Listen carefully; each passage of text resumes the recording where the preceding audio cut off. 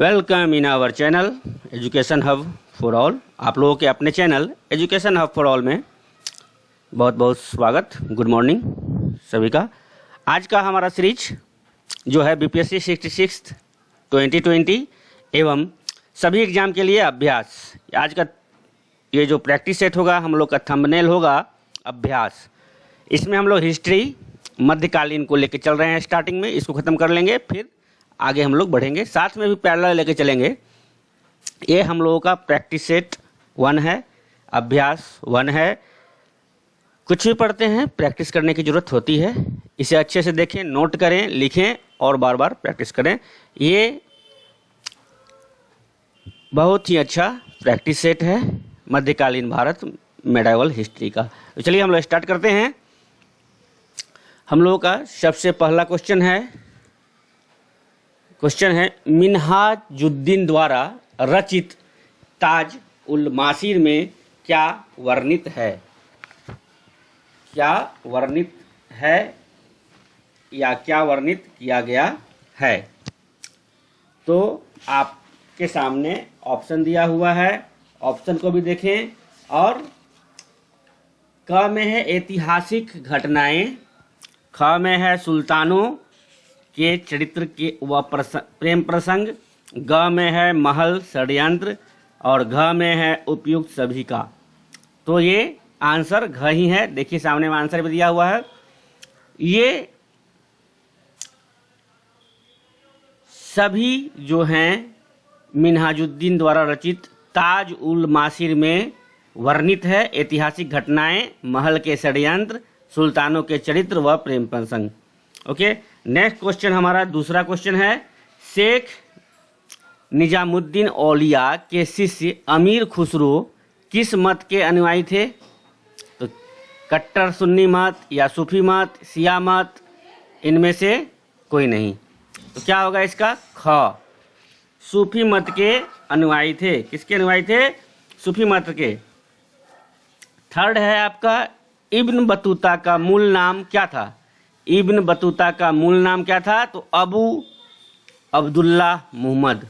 Ibn Battuta का मूल नाम अबू अब्दुल्ला मुहम्मद था। अबू अब्दुल्ला मुहम्मद। ओके, नेक्स्ट है हम लोगों का फिरोज तुगलक के संपूर्ण शासन की घटनाओं का वर्णन किसने किया है? फिरोज तुगलक के संपूर्ण शासन की घटनाओं का वर्णन किसने किया है? तो इसका आंसर हो जाएगा अफीक ने। किसने? अफीक ने। नेक्स्ट हम लोग बढ़ते हैं, 5th नंबर क्वेश्चन को देखते हैं। मलफुजात ए तिमूरी किस शासक की आत्मकथा है? मलफुजात ए तिमूरी किस शासक की आत्मकथा है? तो ये किसकी है? तैमूर लंग की। किसकी? तैमूर लंग की आत्मकथा है, मलफुजात ए तिमूरी। नेक्स्ट है बाबरनामा का मूल तुर्की भाषा से अंग्रेजी में अनुवाद किसने किया? बाबरनामा का तुर्की में था, उसका अंग्रेजी में अनुवाद किसने किया? तो मैडम बैबरीज ने। मैडम बैबरीज ने। ओके, नेक्स्ट देखते हैं 7। अब्दुल हमीद लाहौरी के ग्रंथ का नाम था? अब्दुल हमीद लाहौरी के ग्रंथ का क्या नाम था? पदशाहनामा। पदशाहनामा। ओके, नेक्स्ट देखते हैं 8 नंबर में मुंतखब उत तवारीख नामक ग्रंथ में तवारीख नामक ग्रंथ में अब्दुल कादिर बदायूनी ने किस सम्राट का वर्णन किया है? तो इसमें अकबर का किया है। याद रखिएगा, अकबर का वर्णन किया है। 9th नंबर क्वेश्चन है हमारा कानून ए हुमायूनी का लेखक कौन है? तो इसके जो लेखक हैं ख्वांदा मीर हैं। ख्वांदा मीर। नेक्स्ट 10th नंबर अल बरूनी द्वारा अरबी भाषा में रचित तहकीक ए हिंद का अंग्रेजी अनुवाद किसने किया है? एडवर्ड साची ने। एडवर्ड साची ने। इस्लाम धर्म के संस्थापक कौन हैं? सबको पता है, पैगंबर मोहम्मद को इस्लाम धर्म का संस्थापक हैं थे। हजरत मोहम्मद के जन्म से पूर्व हजरत मोहम्मद के जन्म से पूर्व अरब निवासी पूजा करते थे? किसकी पूजा करते थे? मूर्तियों की। किसकी? मूर्तियों की। नेक्स्ट है, मुहम्मद साहब के माता पिता की मृत्यु के बाद, मुहम्मद साहब के माता पिता के मृत्यु के बाद उनका पालन पोषण किसने किया था? उनके चाचा ने। किसने किया था? उनके चाचा ने। नेक्स्ट हम लोग देखते हैं अब, नेक्स्ट है हम लोगों का 15th नंबर में 13 हुआ था ना, 14 में है, मुहम्मद साहब ने मक्का कट गया है थोड़ा, उसको मैं बता दे रहा हूँ, उसको आप लिख लेंगे। मुहम्मद साहब ने मक्का से मदीना कब प्रस्थान किया था? मुहम्मद साहब ने मक्का से मदीना कब प्रस्थान किया था? तो इसका आंसर हो गया 622 ईस्वी में। 622 ईस्वी में। ओके। 15th है, पैगंबर मोहम्मद की मृत्यु हुई थी। थोड़ा क्लियर नहीं आया है, अगले बार से कोशिश करूंगा। पैगंबर मोहम्मद की मृत्यु हुई थी 632 ईस्वी में। पैगंबर मोहम्मद की मृत्यु कब हुई थी? 632 ईस्वी में। नेक्स्ट है, उमैयद खलीफाओं की कुल संख्या थी। आंसर क्या हो जाएगा? 18। उमैयद खलीफा की संख्या कितनी थी? कुल 18। किस उमैयद खलीफा ने अमीरुल मुमिनीन की उपाधि धारण की? उमर ने। किसने की थी? उमर ने। 18 देखिए, उमैयद खलीफाओं से कौन असंतुष्ट था? ईरानी और कुरैशी दोनों असंतुष्ट थे। नेक्स्ट देखते हैं 19th, अब्बासी खलीफाओं ने अपनी सत्ता स्थापित की थी। कहाँ की थी? कब की थी? तो 750 ईस्वी में की थी। अब्बासी खलीफाओं में प्रसिद्ध और महत्वपूर्ण खलीफा की संख्या कितनी थी? 8। अरबों के सिंध पर आक्रमण के समय अफगानिस्तान पर शासन था। अरब जब सिंध पर आक्रमण किया तो उस समय किसका शासन था? हिंदुओं का शासन था। कश्मीर के शासक मुक्तपीर ललितादित्य ने मार्तंड नामक स्थान पर किस मंदिर का निर्माण करवाया था? सूर्य मंदिर का। ओके, सूर्य मंदिर का। अरबों के सिंध पर आक्रमण के समय देश में किस धर्म की प्रधानता थी? तो क्या हो जाएगा? हिंदू धर्म की भी थी और बौद्ध धर्म की थी। अरब जब सिंध पर आक्रमण किया तो उस समय किस धर्म की प्रधानता थी? यह बहुत इंपॉर्टेंट क्वेश्चन है। तो हिंदू धर्म की भी और बौद्ध धर्म की भी। और कश्मीर के शासक किसका वो जो थे, ललितादित्य ने जो मार्तंड नामक स्थान मंदिर बनवाई थी, कौन सा मंदिर? सूर्य मंदिर। ये दोनों क्वेश्चन भी इंपॉर्टेंट है। अरब जब सिंध पर आक्रमण किया तो उस समय किसकी थी? तो हिंदुओं की, हिंदू धर्म का और बौद्ध धर्म का, ये दोनों क्वेश्चन मिलता है। अरबों ने भारत में विजय की लालसा से 636 ईस्वी में पहला आक्रमण कहाँ किया था? थाना पर। कहाँ? थाना पर। अरबों ने सिंध पर आक्रमण का मुख्य उद्देश्य था। अरबों का मुख्य उद्देश्य क्या था सिंध पर आक्रमण करने का? तो राजनीतिक भी, धार्मिक भी और आर्थिक भी, तीनों। सिंध के विजेता का नाम था मोहम्मद बिन कासिम। सिंध पर जो विजेता हासिल किया था उनका नाम था मोहम्मद बिन कासिम। अब हम लोग नेक्स्ट क्वेश्चन पे चलते हैं। टाइम बहुत कम है, इसीलिए हम लोग विलंब बिना किए हुए आगे बढ़ते हैं।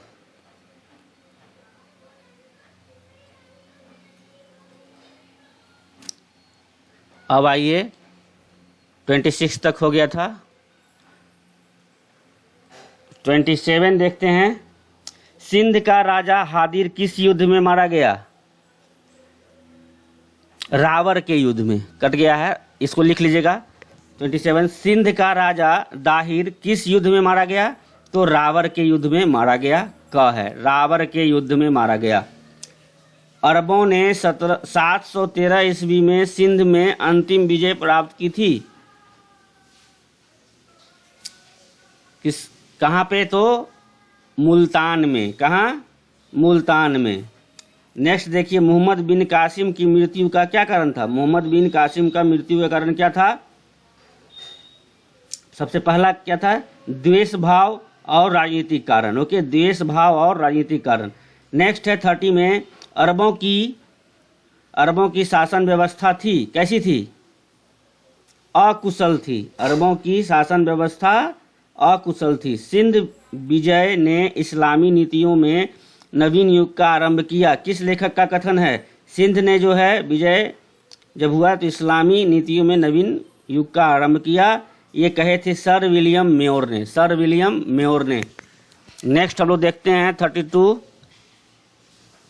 द खलीफास लॉस्ट हेरिटेज नामक पुस्तक का लेखक था H.G. वेल्स।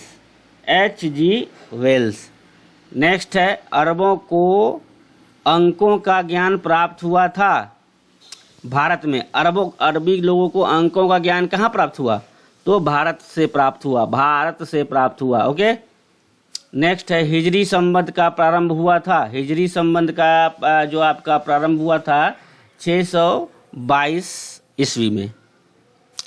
अब है गजनवी के बारे में हम लोग पढ़ेंगे। गजनी के बारे में, मोहम्मद गजनी किस वंश के थे? तो यामिनी वंश से थे। मोहम्मद गजनी यामिनी वंश से थे।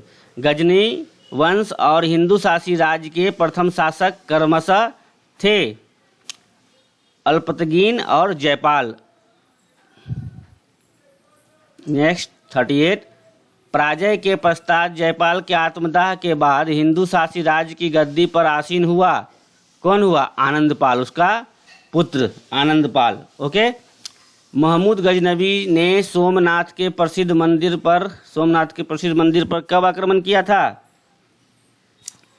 1024 ईस्वी में। 1024 ईस्वी में वो आक्रमण किया था सोमनाथ के मंदिर पे। ओके। अब नेक्स्ट देखते हैं हम लोग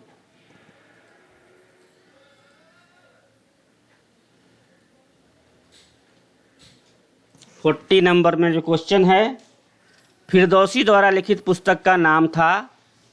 अभी अगर ऐसा दिया रहता है तो क्या था पुस्तक का नाम? शाहनामा। क्या था? शाहनामा।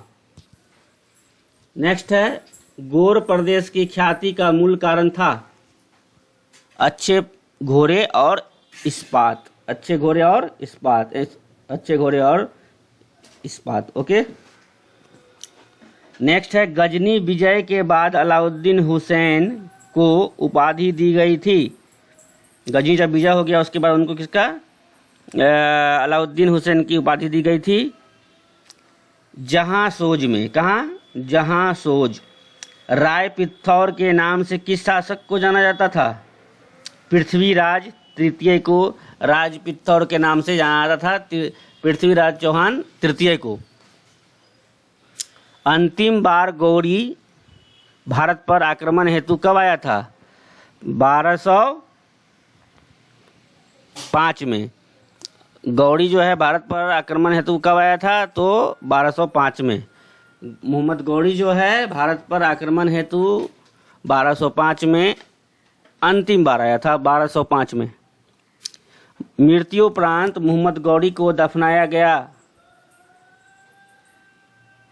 कहाँ दफनाया गया? तो भारत में दफनाया गया। ओके। 11वीं व 12वीं सदी में भारत की आर्थिक स्थिति थी। 11वीं 12वीं सदी में भारत की स्थिति कैसी थी? तो संपन्न थी।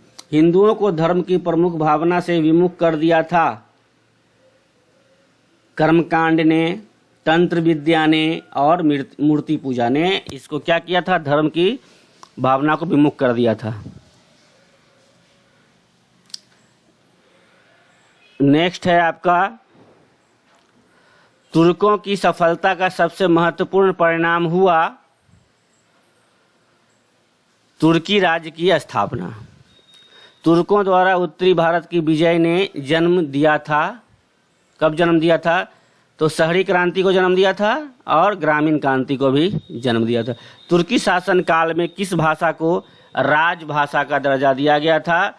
तो वो था फारसी भाषा को राजभाषा का दर्जा दिया गया था तुर्की शासन में। ममलुक सुल्तान से अर्थ है? दास सुल्तान, ममलुक मीन्स दास सुल्तान, सॉरी तथाकथित दास सुल्तान, तथाकथित दास सुल्तान ख। अब है कुतुबी नेवक ने 1206 में गद्दी पर बैठने के पश्चात उपाधि धारण की, मलिक की और सिपह सालार की। ओके, ये सब हम बताएंगे। ये वर्ड जो है इसका शब्दार्थ अगले वीडियो में देंगे, आप लोग कमेंट कीजिए अगर इस तरह की वर्ड का शब्दार्थ चाहिए तो वो भी दिया जाएगा। अमीर एक आखुर का क्या अर्थ है? अश्वशाला का अध्यक्ष को बोलते हैं आमीर ए आखुर, अश्वशाला का अध्यक्ष। अगर आप लोग बोलेंगे तो ये शब्दार्थ का भी मैं वीडियो बनाकर डालूंगा। 1 से 2 क्वेश्चन इससे भी दिया जाता है हर वीडियो में। और हाँ, जो भी नए हैं वो सब्सक्राइब कर लें, क्योंकि ये सीरीज ना छूटे, ये सीरीज रेगुलर रहेगी। और हाँ, ये क्वालिटी में थोड़ा मैं धीरे धीरे चेंज करूँगा। Okay, bye bye, take care. और हाँ, कैरी ऑन रहें, अपने पढ़ाई की ओर अग्रसर रहें, जीत तो होनी ही है। और लाइक और सब्सक्राइब कर लें, लाइक ज़रूर करें, कमेंट करें, किसी प्रकार की कोई प्रॉब्लम हो तो कमेंट जरूर करें, इससे सपोर्ट मिलती है। बाय बाय, टेक केयर, धन्यवाद।